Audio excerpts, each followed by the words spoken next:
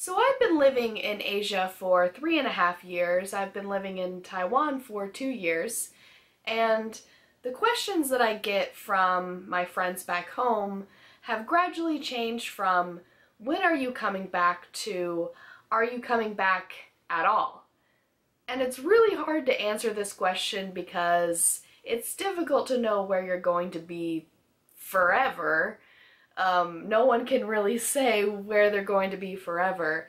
Do I see myself leaving Taiwan anytime soon? No. In fact, I do plan on being here at least another year or two.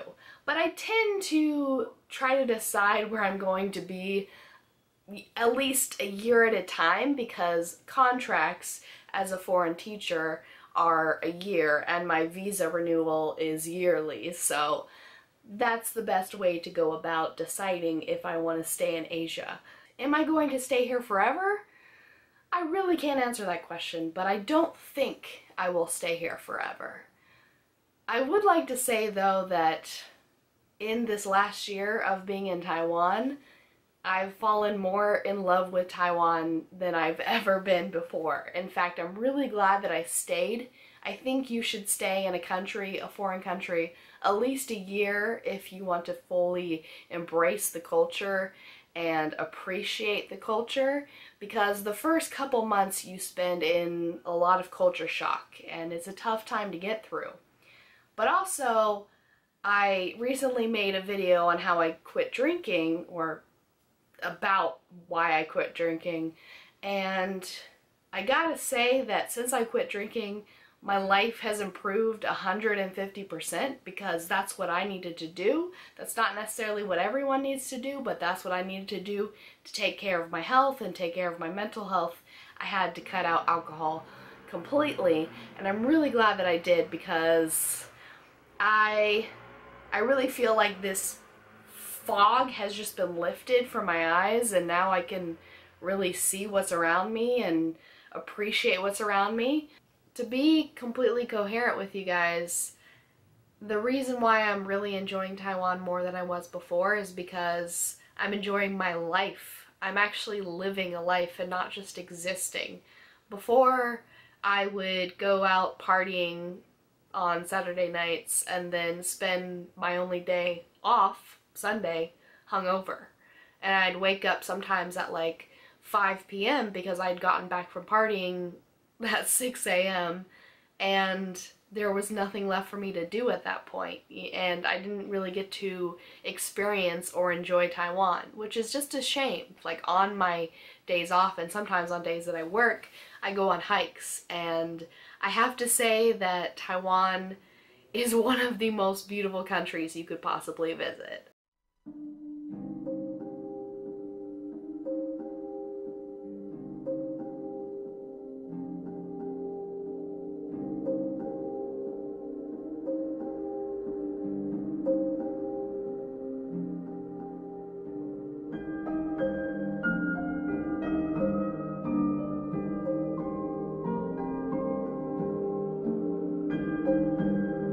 I went on a 5-hour hike in Wuliaojin. I think that's how you say it. Sorry, my Chinese is bad.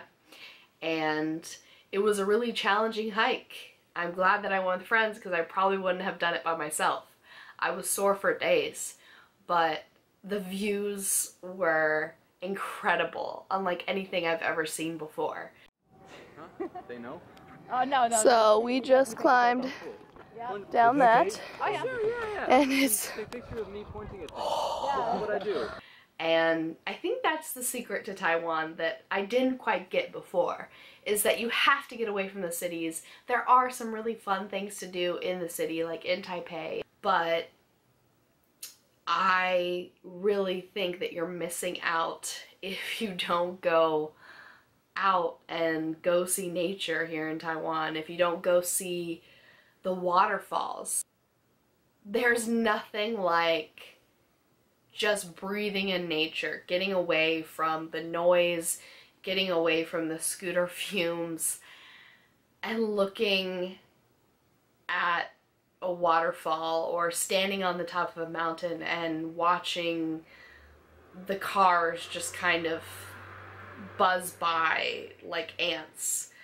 I mean, it's just unreal, and I think that's why I love Taiwan so much more now than I ever did, because I'm actually experiencing it and actually experiencing the gorgeous scenery that's here.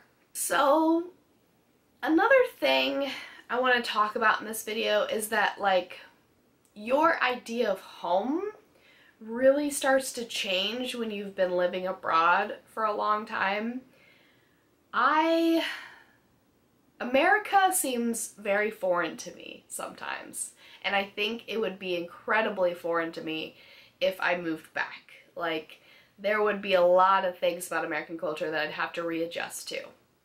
And there are some things that I do that would be considered culturally awkward in America.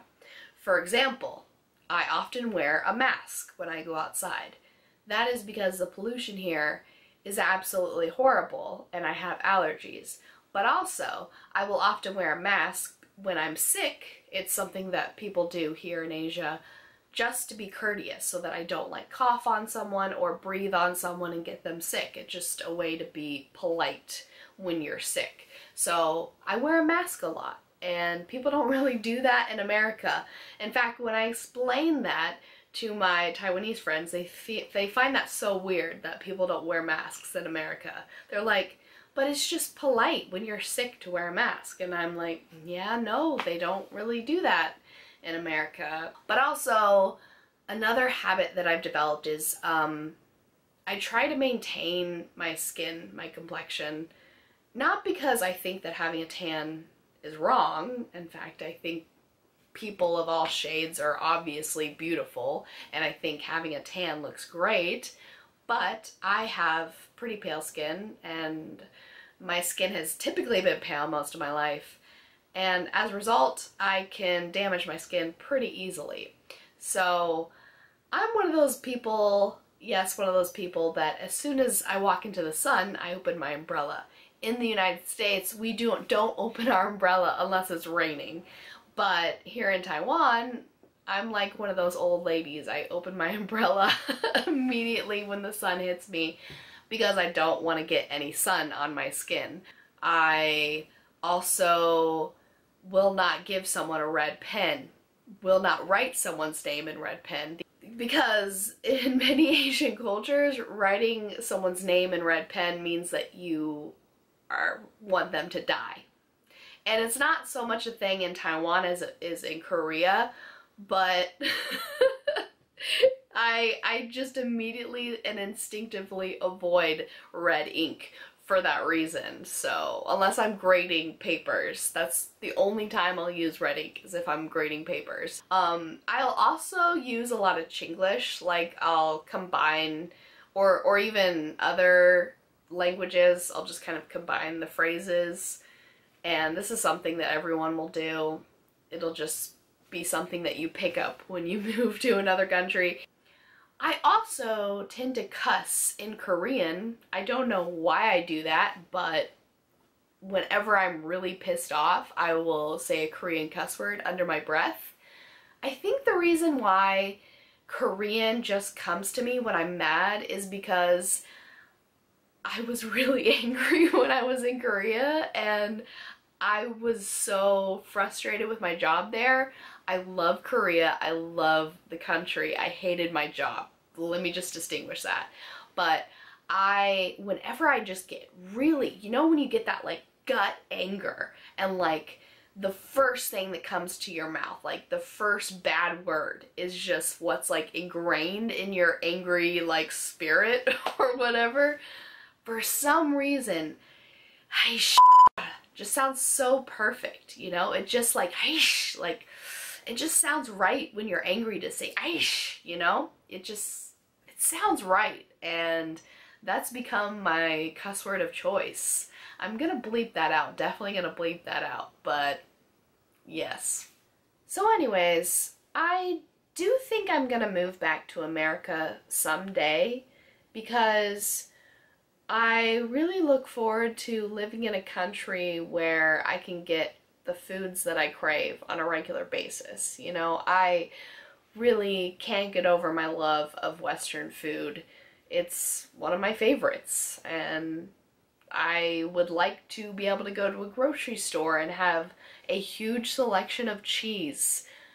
Cheese is not really a thing that's caught on here in Asia. You know, a lot of cheese here is imported, and as a result, it's pretty expensive. And also, I'd like to go back to the States to see my nephews grow up. I miss them terribly, and I miss my friends, and I miss my family. I miss being able to hug my family. I mean, I can't even get to see them every year. I've seen them once in the 3 years that I've been here, and it might be another year and a half or another 2 years. Well, I'd say another year before I see them. Yeah, I miss my family. I also miss living in a country where I can communicate with people easily. Even though I know enough to get around, like doing little day-to-day things is not hard for me. Getting my coffee, going to restaurants, going grocery shopping, you know, communicating with people, I said that weird, communicating with people on a regular basis is not difficult for me. But it's doing more technical things that is quite tough. Going to the doctor. Yeah, doctors usually know English, but making an appointment is a bit more complicated. Getting a phone bill. That was a headache. Oh my god. And I'm gonna have to renew my contract pretty soon. I'm not looking forward to that.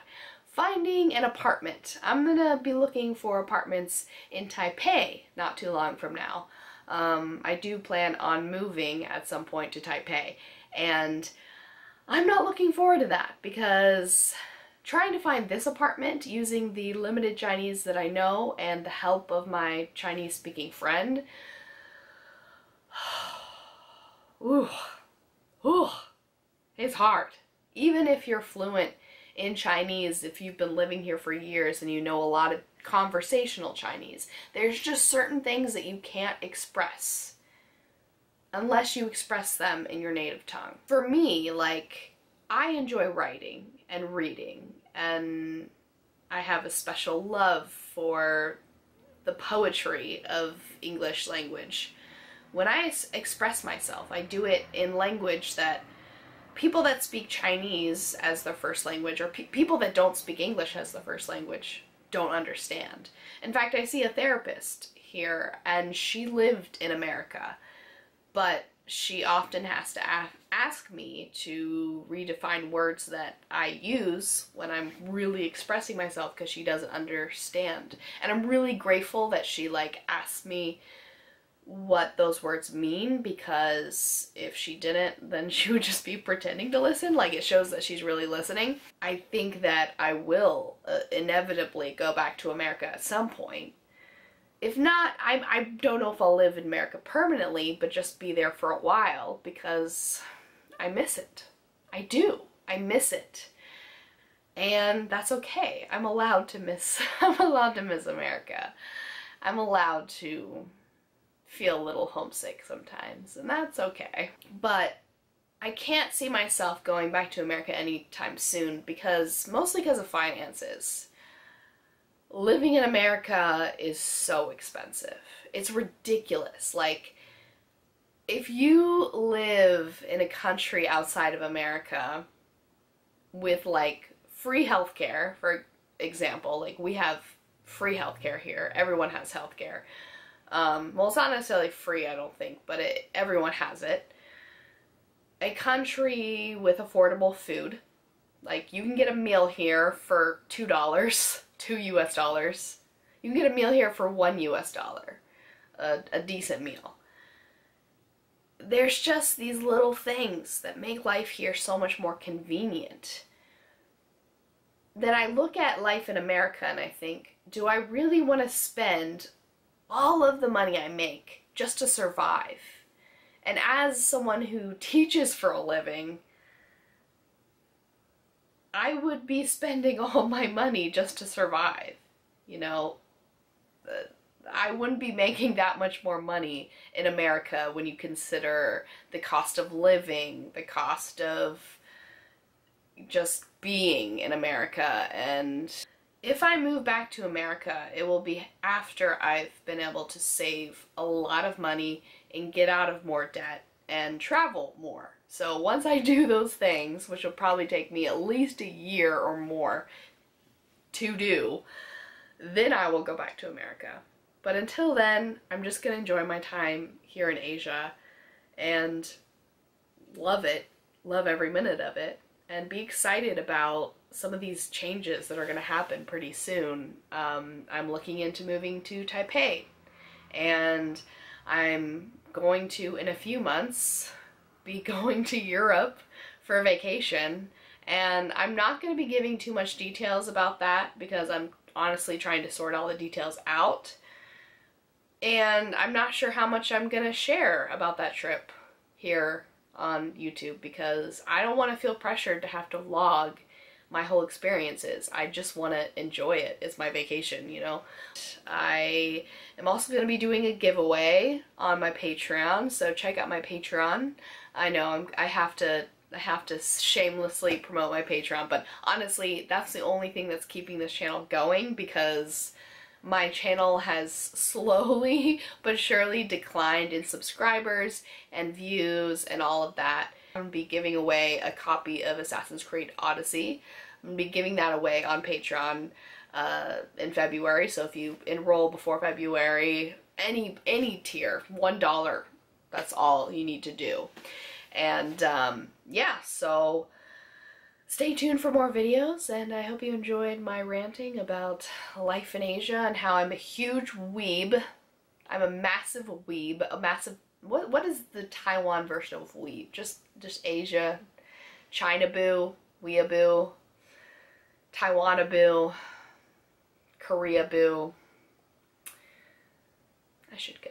This is getting cringy. It's getting real cringe real quick.